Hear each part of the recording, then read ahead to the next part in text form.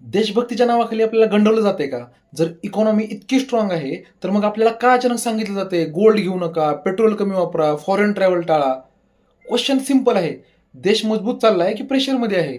Imagine करा, घरात बाबा अचानक म्हणायला लागले, बाहेर खाणं बंद करा, पेट्रोल वाचवा, मोठे खर्च थांबवा.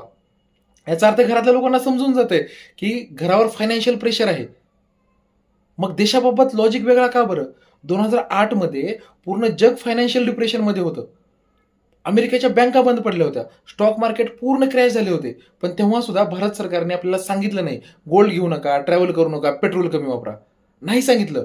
कारण स्ट्रॉंग इकॉनॉमी लोकांना पॅनिक मोडमध्ये पाठवत नाही, कॉन्फिडन्स बिल्ड करतं. आणि लक्षात घ्या, कॉमन मॅनला, सामान्य माणसाला सॅक्रिफाईस करायला सांगणं इझी आहे. पण रिअल लिडरशिप म्हणजे पॉलिसी मजबूत करते, जॉब्स वाढवते, प्राइसेस कंट्रोल करते, इकॉनॉमी स्टेबल ठेवते. देशभक्ती म्हणजे फक्त ॲडजस्टमेंट करत राहणं नाही आणि सरकारला क्वेश्चन विचारणं म्हणजे अँटी नॅशनल पण नाही.